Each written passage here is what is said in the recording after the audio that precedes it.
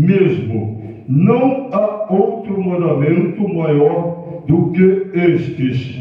E o escriba lhe disse: muito bem, mestre, e com verdade disseste que há um só Deus e que não há outro além dele, e que amá-lo de todo o coração e de todo o entendimento e de toda a alma e de todas as forças, e amar o próximo como a si mesmo, é mais do que todos os holocaustos e sacrifícios. E Jesus, vendo que havia respondido sabiamente, disse: não estais longe do reino de Deus. E já ninguém ousava perguntar-lhe mais nada. Amém, igreja? Pode sentar-se em nome de Jesus. Amados, essa palavra ela vem se referir a um escriba aqui. Escriba é estudioso da lei. Ele conhecia toda a Torá, todos os mandamentos, aleluia, que foi entregue por Deus a Moisés para passar para o povo na antiga aliança. Esse escriba, ele conhecia todos. O escriba, ele é um estudioso da Torá, ele é um doutor da lei, né? Então ele é bem entendido. E ele perguntando a Jesus, ele poderia não perguntar, mas ele foi lá para testar Jesus. E ele pergunta: qual os mandamentos? Porque eles estão acostumados a holocaustos e sacrifício da antiga aliança. Na antiga aliança era provado o amor para com Deus por meio de holocaustos, de sacrifício. E eles aprenderam desde a época de Abraão, quando Abraão sacrificava nos montes, e daí por diante vem Moisés, vem Jó sacrificando pelo pecado dos filhos, e aquele sacrifício, ele passou por toda aquela região, e Moisés registrou todos no livro de Pentateucos, dos 5 livros da antiga aliança. E aqueles homens judeus, doutores da lei, eles eram acostumados com esses sacrifícios religiosos, aleluia, da antiga aliança. Porém, Jesus veio para cumprir essa lei, e uma lei muito mais sublime e importante. Ele não veio para abrogar, quer dizer, ele não veio para anular, ele não veio para destruir a lei de Moisés, mas ele veio para cumprir. Cumprir que? No amor. Ele veio para cumprir toda aquela lei que era feita com tantos dogmas, né? com tantos sacrifícios. Os animais pagavam aquele sacrifício pelo pecado do povo. Quem pagava eram os pobres animais, inocentes.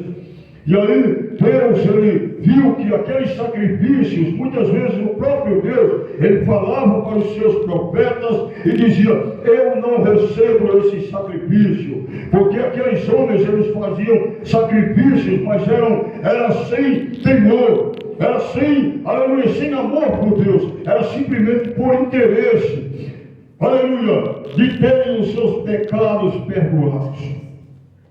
E muitas vezes Deus perdoava o sacrifício e aquele povo se rebelava novamente contra Deus e continuava aquele pecado sobre pecado. Mas aí Deus manda o seu Filho por amor. A Bíblia diz: porque Deus amou o mundo de tal maneira, ele deu o seu Filho unigênito, para que todo aquele que nele crê não pereça, mas tenha a vida eterna. Jesus desceu pelo amor do Pai pela humanidade, e ele veio, aleluia, amando e mostrando que a lei seria cumprida no amor. Tanto é que ele reduziu 10 mandamentos em 2. E a humanidade não consegue cumprir os 2 mandamentos que Jesus colocou para a humanidade. Amarás o Senhor teu Deus de todo o teu coração, toda a tua alma, todo o teu entendimento. E o segundo semelhante a este é: amarás o teu próximo como a ti mesmo. E aqueles religiosos, eles achavam estranho quando Jesus, por amor, ele ia buscar um pecador que estava lá no lamaçal do pecado, pecado e ia perdoar aquele pecador, irmão. Eles achavam estranho, porque eles não eram acostumados a lidar com os ímpios, com os samaritanos, com pessoas de outras nações, aleluia, pessoas que quebravam os protocolos religiosos judaicos. E Jesus veio para isso, para quebrar os protocolos judaicos por meio de quê? Do amor. Aleluia! E aquele homem achou estranho. Ele disse: como é que esse homem veio e começa a perdoar pecado de cobrador de impostos, começa a perdoar prostituta? Como é que esse homem, ele vem dos judeus, que Jesus nasceu na Galileia, ali naquela região, e ele quebrou os protocolos judaicos, que eram protocolos religiosos da antiga aliança. Ainda hoje os judeus têm aqueles protocolos que eles não acreditaram em Jesus, no Messias, a grande maioria. Ainda hoje eles vão todos os meses para aquele muro de Jerusalém, chamado mês de Ramá, para adorar um muro. Eles não conseguem adorar o Deus Todo-Poderoso e não conseguem adorar Jesus. Eles adoram o muro, que chamamos de muro das lamentações. Quer dizer, eles continuam com aquela religião, com aquela religiosidade. E Jesus, ele não é religião. Quando ele desceu do céu, ele desceu para pregar não religião, não para ensinar os dogmas, aleluia, dos antigos. Quando aqueles homens chegavam, aleluia, e viam Jesus quebrando os protocolos com os seus discípulos ali pelo caminho, quando Jesus ia caminhando e comendo espigas, porque eles estavam com fome, aleluia, aqueles fariseus, aqueles homens, aleluia, chegaram para Jesus e disseram: por que vossos discípulos comem sem lavar as mãos? Porque nós lavamos as mãos, os pratos, as camas e tal, eram os dogmas. Aí Jesus pergunta para eles: de por que vocês invalidais os mandamentos de Deus e cumprem os mandamentos dos homens? Porque aquilo que, aleluia, que entra no homem, entra na boca, desce para o ventre e é lançado fora. Mas aquilo que sai do homem, Jesus ensinando aqueles homens, aquilo que sai do homem, isso sim contamina o homem. Aí você vê, Jesus estava ensinando, aleluia, aqueles homens que eram estudiosos, aleluia, a quebrar esses protocolos da religiosidade. E daí Jesus continua ensinando ali o que era o amor de Deus. Quando Jesus, por amor, aleluia, ele conta uma parábola, dizendo que um pai tinha 2 filhos. E que o filho mais novo chega para o pai e: pai, dá-me a metade dos meus bens que me cabem, porque eu vou dar uma volta. Eu vou dar uma volta, conhecer o mundo. E o pai, cheio de amor, entrega a metade dos bens, parte a fazenda. Tudo bem, meu filho, tudo bem, porque essa parábola representa o Pai, o nosso Pai Celestial. Mas Jesus deu a parábola como sendo homens carnais, um homem com 2 filhos. E aí vai, aquele jovem pega os seus bens e sai por aquelas terras longínquas, gastando os seus bens insolutamente, conseguindo amizades. Eu creio que ele saiu na bebedeira, todo feliz, estava cheio de dinheiro, não era acostumado a sair da casa do pai. E a Bíblia diz que ele foi por lugares longínquos, e houve uma grande fome naquela região, quando acabou-se os seus bens, o seu dinheiro. Mas a Bíblia diz que aquele jovem foi levado para cuidar de porcos em um certo lugar, e o dono da fazenda nem comida lhe dava. E aquele jovem almejava comer das migalhas que caíam, aleluia, das migalhas, das bolotas dos porcos, aliás. Aleluia. E ele pensou no seu coração: os jornaleiros do meu pai, ou os trabalhadores de meu pai, têm mais alimento do que eu. Irei ter com meu pai e direi: pai, pequei contra o céu e perante o Senhor, já não sou digno de ser chamado teu filho. E a Bíblia diz que aquele jovem volta. Oh Deus! Viu? Presbítero José, só chamo o senhor de presbítero. É o homem da palavra, amém? Receba, em nome de Jesus. O pastor, Deus vai confirmar no coração do pastor e ele vai descer um olho sobre sua cabeça. Viu, meu irmão? Aleluia! E aquele jovem volta. E a Bíblia diz que o pai estava de longe lá, sempre esperando a volta do filho. E aquele filho vem pelo caminho. A Bíblia diz que quando o pai viu ele de longe, correu, abraçou-o no seu pescoço, chama o empregado e diz: traz uma roupa, uma veste nova para o meu filho, coloca no seu dedo um anel, e coloca, e mata o novilho cevado e faz uma festa por ele. E a Bíblia diz que assim foi feito. Mas, aleluia, quando a festa se prolonga, vem também o irmão mais velho. O irmão que tinha ficado em casa, Jesus contando essa parábola, ele cita o irmão estava em casa, estava do lado do pai, nunca tinha saído a gastar nada, mas quando aquele irmão voltou, a Bíblia diz que ele ouviu a festa, o som, ouviu todo mundo se alegrando. Ele sentou lá fora e perguntou ao empregado, ao servo do pai dele, e disse: o que está acontecendo aí? E a Bíblia diz que aquele servo disse: o teu irmão voltou e teu pai matou um novilho cevado e deu uma festa pela sua volta. Aquele irmão que ficou em casa ficou amuado, ficou com raiva, pastor. Ele ficou, aleluia, lá fora e não quis entrar. A Bíblia diz que o empregado vai lá dentro e diz ao pai, e o pai sai lá fora: meu filho, por que tu não entra a festejar conosco? Ele disse: esse teu filho, que pegou os teus bens e gastou com as meretrizes, volta e tu dá uma festa, mata um novilho cevado, enquanto eu estou aqui contigo todo o tempo, nunca me desse nem um cabrito para me alegrar com meus amigos. Aí o pai, cheio de amor, diz: meu filho, tu sempre estás comigo, tudo que eu tenho é teu.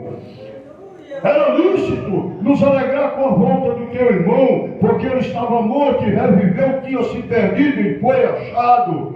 Moral da história, irmãos, dessa parábola, para nós, aleluia, recebê-la, aleluia, com a revelação do Espírito Santo. Tanto o filho que saiu da presença do pai e foi gastar os seus bens, aleluia, na terra longínqua, como o que ficou em casa estavam desviados da presença do pai.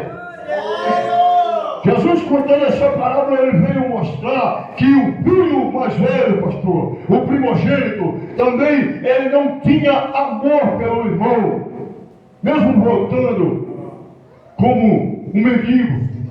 Ele não demonstrou amor nenhum.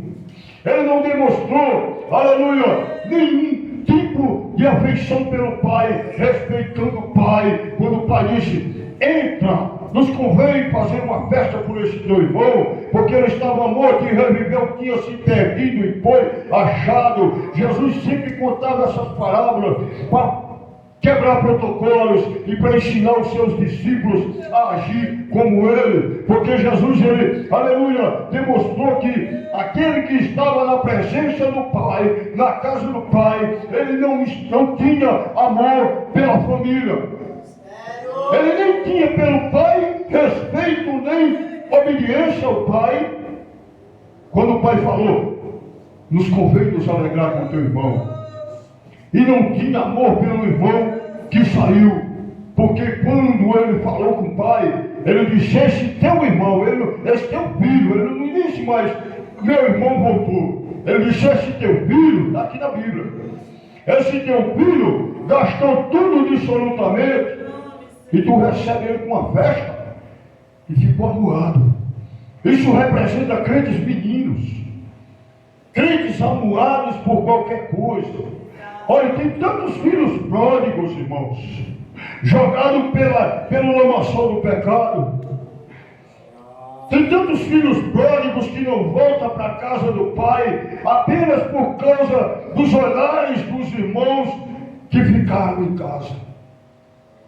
Tem muitos irmãos que caíram por algum motivo, ou se afastaram, ou foram, aleluia, desobedientes ao pai, não importa o motivo, mas caiu e se desviou, e, aleluia, está longe, está sendo alimentado com lotas de porcos, e os filhos que estão na casa do pai, se alimentando do melhor, das iguarias do rei dos céus, muitas vezes não se preocupa com o filho que está lá fora, com o irmão que está lá fora, com aquele que caiu, está na Cracolândia, está no presídio, está no hospital, e muitas vezes olha com um olhar de julgamento como esse irmão aqui, aleluia, primogênito da parábola, irmão. E Jesus, ele, aleluia, veio demonstrar, aleluia, o amor do Pai para com os perdidos. Quando ele chega para, aleluia, encontrar um cobrador de impostos em cima de uma figueira brava, irmão. Aquele cobrador de impostos, ele estava tão arrependido que ele queria ver Jesus de todo jeito. Ele ouviu falar de Jesus e disse: eu preciso encontrar esse homem. E a Bíblia diz que ele era baixinho, ele corre lá, e Jesus está ensinando, ele não conseguiu ver, voltou, subiu na figueira, e ficou esperando lá na beira do caminho. Jesus, cheio de amor, quando vem, diz: Zaqueu, Zaqueu, desce depressa, hoje me convém pousar na tua casa. Ninguém queria saber de Zaqueu, irmão. Judeu nenhum, religioso, queria saber de cobradores de impostos. Jesus vai para a casa do cobrador de impostos, e aquele povo fica dizendo: quem é esse que come, que anda com publicanos e pecadores, e vai na casa de cobradores de impostos? Aí Jesus, conhecendo o pensamento daqueles homens, ele diz: olha, não necessita de médicos sãos e sim os doentes. Assim eu não vim para os justos, e sim para os pecadores. Assim é nós, irmão. Nós somos discípulos de Cristo. A Bíblia diz: revestimos, pois, aleluia, como eleitos de Deus, santos e amados, de entranhas e misericórdia, de paz, benignidade. É nós, irmão, que somos representantes de Jesus na terra. Não importa, aleluia, o tempo que nós temos na caminhada com Cristo. Não importa. O que importa é a nossa obra e o nosso primeiro amor ardendo no nosso coração. Jesus, ele quer nos usar de uma forma magnífica, como ele usou a igreja primitiva, irmão. Homens que não tinham títulos, mas tinham unção de Deus e tinham amor pelas almas perdidas. Homens, aleluia, que não eram apóstolos, aleluia, muitas vezes, mas Deus usava na ousadia, aleluia, como Filipe, naquelas terras, ali em Atos capítulo 5, capítulo 12. Como usava Pedro, como usava, aleluia, aqueles homens, Paulo. E nós, muitas vezes, irmão, temos tantos anos, aleluia, na caminhada com Cristo, mas olhamos para a humanidade, aleluia, como se nós estivéssemos no patamar superior. Muitas vezes nós estamos, aleluia, caminhando com Jesus, no caminho, mas quem está fora do caminho não presta, não serve. Aleluia, agimos como aqueles homens lá da Judéia, aqueles judeus que não se comunicavam com os samaritanos. Às vezes nós nos achamos tão superior àquele que está jogado lá no lamaçal, que agimos como Ananias, o discípulo de Jesus. Ele chamava Jesus de discípulo. Mas quando Jesus disse: vai lá na rua chamada direita, Ananias, que tu vai orar num homem chamado Saulo de Tarso, ele está cego. Ananias disse: Senhor, de modo algum, Deus me livre, vou não. O Senhor é meu Senhor, mas eu não vou lhe obedecer não vou não, porque Saulo é ruim. Saulo leva em prisão os teus servos em açoite, e o Senhor sabe disso. Jesus disse: vai, porque ele é para mim um vaso escolhido. Eu já apareci a ele lá e já mostrei que tu vai orar nele. E quando Ananias se disponibilizou, meus queridos, ora na cabeça de Saulo de Tarso, cai 2 escamas dos olhos. Também Jesus quer usar eu e você para tirar as escamas dos olhos daqueles que são escolhidos dele aí na rua. Talvez Jesus tenha escolhido aquele morador de rua que usa pedra, crack, perto da sua casa. Talvez Jesus queira, aleluia, escolheu, aleluia, aquela prostituta que caminha passando para lá e para cá na sua rua. Aleluia. Talvez ele, aleluia, quer salvar, aleluia, um corrupto, um ladrão, através da sua vida. E às vezes eu e você olha e diz, de modo algum, Senhor, eu chego bem perto.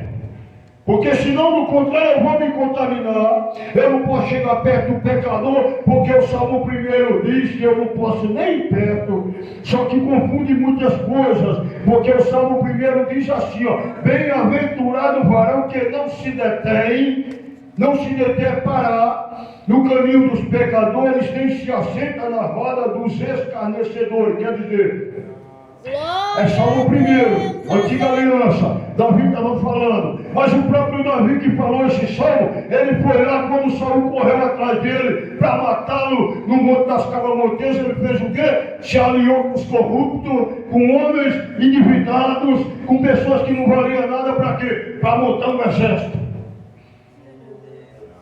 Aleluia! O próprio Davi entrou em contradição. Foi o rei Davi, nosso irmãozão. Mas ele entrou em contradição quando ele se juntou com uma ruma de endividado para montar um exército para confrontar Saul.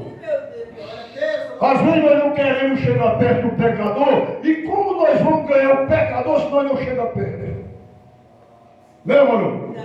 Tem aquele pecador que passa na rua lá, aí você olha lá da janela e diz, eu não vou nem perto. E ainda aponta, acusa. Tem um pastor amigo meu aqui que é uma benção. Eu estou pregando para ele. Chegou o tempo da gente evangelizar os evangélicos. O tempo da igreja no Brasil está uma tristeza. A igreja que eu digo é o povo. O prédio é uma benção. Que o prédio não mexe com ninguém. Eu digo é uma tristeza aos crentes no Brasil que não vigia. Graças a Deus aqui não tem não. Mas tem uma grande parte aí que tem uma língua maior que um pilar desse aí. Fala de Deus e o mundo, ele não consegue falar de Jesus, mas da vida alheia, meu amigo, é uma coisa. Olha, chega, eu não sei se vocês conhecem alguns, eu conheço um bocado aqui, viu? E eu estou só há 3 anos aqui em Campo Grande. Uma bênção que todo dia, todo mundo que passa na rua, ele tem uma oficina, ele é só falando da vida dos outros. Aí eu digo, meu amigo, o senhor falasse da vida de Jesus, do jeito que o senhor fala dos outros, o senhor vai ter convertido o seu bairro todinho. É tempo de nós falar de Jesus. Nós somos testemunha de Cristo. Quando nós vemos alguém no erro, no pecado, vamos fazer que nem Jesus Cristo fazia. Vamos correr lá, aleluia, cheio de íntima compaixão, como Jesus tinha com aqueles leprosos, e vamos tentar curar eles da lepra do pecado, por meio de Cristo. Quando vem alguém, aleluia, uma moça passar na rua, uma jovem, você em vez de falar mal dela, mulher de Deus, vá lá, dê um abraço e diga, Jesus transforma a tua vida porque ele transformou a minha. Varões de Deus, guerreiros, assim como Jesus usou Paulo, Pedro, Tiago e João, no amor do Pai, ele quer usar nós também, porque ele não muda, quem mudou foi nós. Quem mudou foi nós. A igreja, que eu digo que está entristecendo o coração de Deus, irmão, é porque a maioria já não faz mais a obra de Jesus. Já não faz, irmão, viu, pastor? Não faz mais. Porque se nós formos analisar as obras de Cristo, quando ele disse assim, aleluia, aquele um novo mandamento vos dou. Em João 14, João 13, aliás, ele diz, um novo mandamento vos dou, que vós vos ameis uns aos outros, nisso sabereis que sois meus discípulos. O que é que faz a gente discípulo de Jesus? É o amor. O amor um pelo outro, não é o amor fingido não, porque o apóstolo Paulo disse assim, amai-vos com um coração sincero, puro e não fingido. Por quê? Porque Jesus conhece o fingimento. Não adianta abraçar o pastor, o presbítero, abraçar o pastor, abraçar qualquer um dos irmãos com falsidade, irmão. Jesus sabe até a nossa fé, o tamanho da nossa fé. A palavra de Deus diz no livro de Jeremias, capítulo 17, versículo 10, o Senhor dizendo: eu sou o Senhor que examina o coração e esquadrinha a mente. Quando, aleluia, nós pensamos mal, aleluia, Deus já conheceu o nosso pensamento. Quando nós sentimos algum mal no nosso coração, Deus já percebeu, já conheceu, e o anjo já escreveu no céu. Meus queridos irmãos, é tempo de, aleluia, fazermos uma análise. O que é que nós estamos fazendo com o Evangelho de Cristo? Esse Evangelho eu tenho pregado nos 4 cantos desse Brasil, irmão, 20 estados brasileiros. Eu vim pregando na rua, nas Cracolândias, nos presídios, nos manicômios, nas filas de banco. Eu prego: arrependemos, porque é chegado o reino dos céus. Nas igrejas, Deus tem me dado um evangelho de despertamento para os crentes. Aonde eu vou? Eu digo: Senhor, eu vou pregar o que para a tua igreja? Diga ao meu povo que acorde. Diga ao meu povo que volte ao primeiro amor. Diga ao meu povo que começa a fazer boas obras. Diga ao meu povo que eu quero ele como ramo frutífero e não ramo seco. Diga ao meu povo que é tempo de voltar, aleluia, a fazer o que eu ordenei. Meus irmãos, o negócio é muito sério. Esse filho que estava na casa do pai estava afastado, frio, gelado, de amor. E Jesus ainda vai lá no livro de Apocalipse, aleluia, e manda João escrever uma carta ao anjo da igreja de Éfeso, aleluia, e ele até, aleluia, no começo ele elogia o determinado anjo da igreja de Éfeso, aleluia. Pelo tempo ele ainda elogia o anjo da igreja de Éfeso, aleluia. Ele diz assim, ó: escreva ao anjo da igreja de Éfeso, Apocalipse 2, aleluia, que está em Éfeso. Isso diz aquele que tem na sua destra as 7 estrelas, que anda no meio dos 7 castiçais de ouro. Eu sei as tuas obras, olha que ele sabe as obras da gente. Eu sei as tuas obras e o teu trabalho e a tua paciência, e que não pode sofrer os maus. E puseste à prova os que são, o que dizem ser apóstolos e não são. Aleluia. E os que dizem ser apóstolos são, e tu os achaste mentirosos. E sofreste em paciência, e trabalhaste pelo meu nome, e não te cansaste. Olha só elogio do Senhor. Olha, até esse versículo aqui, viu? Versículo 3, é só elogio. Só Jesus elogiando. Esse anjo da igreja de Éfeso, representa um líder dessa igreja. Mas essa palavra não é só para um líder, não. Porque não é só um líder que vai ser arrebatado. A noiva do Cordeiro não é só um líder, não é só um pastor. A noiva do Cordeiro é toda a igreja, começando dos jovens, as mulheres, os varões, porque nós somos pastores, mas título não salva. Então, essa carta foi escrita para o anjo, porque o anjo estava dessa forma. Mas a igreja também hoje está assim. Jesus disse assim: tenho, porém, contra ti que desviaste, que perdeste o primeiro amor. Aleluia! E as primeiras obras. Lembra-te, pois, de onde caíste. Arrepende-te e pratica as primeiras obras. Quando não brevemente a ti virei e tirarei do teu lugar o teu castiçal, se não te arrependeres. Aleluia! Você veja aqui, Jesus, ele manda um alerta só não, uma ameaça. Aqui Jesus está dizendo: olha, ou se arrepende ou perde o castiçal, ou perde a salvação. Ou se arrepende e volta às primeiras obras, O que é as primeiras obras, irmão? Quando nós aceitamos a Cristo, nós temos um fogo no Espírito Santo, uma vontade de evangelizar, de orar, de ajudar o pastor, de ajudar a liderança, de cuidar da igreja, aleluia, de abraçar todo mundo. É o fogo